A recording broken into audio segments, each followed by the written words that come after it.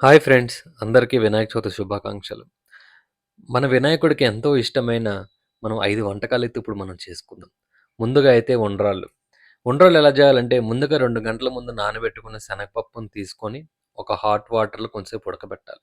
దాని తర్వాత ఇంకొక కళాయి తీసుకొని దాంట్లో బియ్యం రవ్వని కొంచెంసేపు ఎర్రగా రెడ్డిష్ బ్రౌన్ కలర్ వచ్చేంత వరకు వేయించుకోవాలి. దాని తర్వాత ఈ ఉడికిన నీళ్ళల్లో ఆ బియ్యపు రవ్వ దీంట్లో ఏసి బాగా మిక్స్ చేయాలి. మిక్స్ చేస్తే మనకేంటంటే, మనకేదైతే ఉప్మా చేసుకునేటప్పుడు ఎలా వస్తదో, అలా మిశ్రమం తయారవుతది. అది కొంచెం చల్లారిన తర్వాత, దాన్ని మనం ఉండగా చుట్టుకోవాలి. నెక్స్ట్ పదార్థం మోదకాలు. దీనికి కావాల్సినవి బియ్యపిండి, బెల్లం, సగ్గుబియ్యం, అలాగే కొబ్బరి. అన్నీ 2 కప్స్ తీసుకుందాం. ముందు ఒక ప్యాన్ పెట్టుకొని వాటరేసుకోవాలి.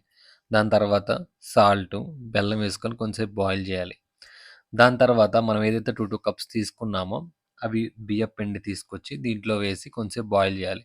బాయ్ ఇంకో ప్యాన్ తీసుకొని, దాంట్లో మనం 2 కప్స్ ఆఫ్ బెల్లం తీసుకొని, దాంతో పాటు 2 కప్స్ ఆఫ్ కొబ్బరి తీసుకొని, దాన్ని బాగా మిశ్రమాన్ని మిక్స్ చేయాలి.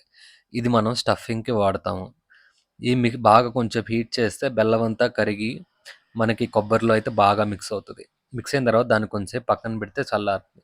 దాని తర్వాత ఏదైతే మనకి ఇందాక బియ్యపు పిండితో మనమైతే మిశ్రమాన్ని చేసామో, ఆ మిశ్రమాన్ని తీసుకొచ్చి మనం మనకి బయట షాప్స్‌లో మనకి మౌల్డ్స్ దొరుకుతాయి. ఆ మౌల్డ్స్‌లో ఈ పిండి పెట్టి, దాని మధ్యలో స్టఫింగ్ కొబ్బరి మన బెల్లందది పెట్టి, ఆ మౌల్డ్స్ అనేది ప్రెస్ చేయాలి. ఇలా ప్రెస్ చేస్తే మనకి మోదకాలు షేప్‌లో వస్తాయి. దాని తర్వాత సేమ్ మనం డిఫరెంట్ డిఫరెంట్ మౌల్డ్స్ అవైలబుల్ ఉంటాయి మార్కెట్‌లో. ఆ డిఫరెంట్ డిఫరెంట్ మౌల్డ్స్‌ని బట్టి మనం డిఫరెంట్ డిఫరెంట్ డిజైన్స్ మనం కజ్జికాయలు ఇలాంటియన్నీ మనం చేసుకోవచ్చు. చూడండి ఒకసారి మాది ఎంత చక్కగా వచ్చిందో. దాని దాని చుట్టూ ఏమన్నా ఒకవేళ పిండి అలాంటివి ఏమన్నా ఉంటే అవి అవి కంప్లీట్‌గా తీసేయాలి. దీని తర్వాత ఇంకో ప్రాసెస్ ఉంది. ఎప్పుడైతే మనం కొన్నైతే చేసుకొని పక్కన పెట్టుకున్నామో అవన్నీ మనం ఏంటంటే ఇడ్లీ పాత్రలో పెట్టి కొంసేపు స్టీమ్ చేయాలి. ఇడ్లీ పాత్రలో మనకి ఒక పాత్రలో ఎన్నైతే పడతాయో అన్ని పెట్టి ఒక 5 మినిట్స్ వరకు మనం స్టీమ్‌లో పెట్టాలి. 5 మినిట్స్ వరకు స్టీమ్‌లో పెట్టి దాని తర్వాత తీసేస్తే మనకి వినాయకుడికి ఎంతో ఇష్టమైన మోదకాలు రెడీ. నెక్స్ట్ ఐటెమ్ కొబ్బరుండలు. మనం ఏదైతే ఇందాక బెల్లం, దాంతో పాటు కొబ్బరి ఏదైతే మనం మిశ్రమం స్టఫింగ్ కోసం అయితే పెట్టుకున్నామో, వన్స్ మనకు మోదకాలు కంప్లీట్ అయిపోయిన తర్వాత మిగిలిన ఈ స్టఫింగ్ అంతా మనం ఉండలుగా చుట్టుకుంటే అవే మనకి కొబ్బరుండలు. నెక్స్ట్ ఐటెమ్ పాల తాలికలు. ఒక కళాయి తీసుకోండి. దాంట్లో కొంచెం నెయ్యి వేసుకొని, దాని తర్వాత మనకు తగినంత హాఫ్ లీటర్, 1 లీటర్ ఆవు పాలైతే పోసుకోండి. దేవుడికి కాబట్టి. దాని తర్వాత ఇందాక మనం తీసుకున్న సగ్గుబియ్యం కొంచెంసేపు వేసుకొని మరకబెట్టండి. దాని తర్వాత ఏదైతే పాల తాలికలు ఉన్నాయో, ఇందాక మనం బియ్యపు పిండితో చేసామో, అయి కూడా వేసి కొంచెం సేపు మరగనివ్వండి. కొంచెంసేపు మరగనిచ్చిన తర్వాత అవన్నీ కొంచెం వాటిలకైతే బాగా పడతాయి.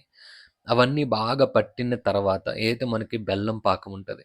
ఆ బెల్లం పాకం తీసుకొని, ఆ బెల్లం పాలకం ఈ పాల తాలికల్లో కలిపేసేయండి. దీన్ని కొంచెం సేపు మరగనివ్వాలి.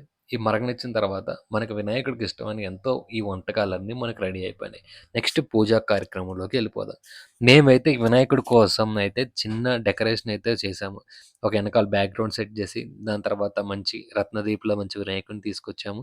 దాని తర్వాత ఎనకాల పూలతో అయితే బాగా డెకరేట్ చేసుకున్నాము. కిందైతే పసుపుతో అయితే వినాయకుడినైతే తయారు చేశారు. వన్స్ తయారు చేసిన తర్వాత మన పూజా కార్యక్రమాలనేవి స్టార్ట్ అయిపోయినాయి. మనం ఏంటంటే ప్రతి ఒక్కళ్ళు ఇంట్లో వినాయక చవితి చేసుకున్నప్పుడు వినాయకుడి కథ అయితే కంపల్సరీ చదవాలి. చేతిలో అక్షింతలు పట్టుకొని. ఎందుకంటే వినాయకుడి కథ చదివి దాని తర్వాత అక్షింతలు దేవుడికేసి మనకేసుకుంటే మనం చంద్రుడిని చూసినా మనకేం కాలేదని ఒక గట్టి నమ్మకం. దాంతో మేమైతే ఫస్ట్ టైమ్ అయితే ఇద్దరం కలిసి వినాయక చవితి అయితే సక్సెస్‌ఫుల్‌గా కంప్లీట్ చేశాము. ఇలా మరిన్ని వినాయక చవితులు చేసుకోవాలని మనస్ఫూర్తిగా కోరుకుంటున్నాను. Thank you for watching this video.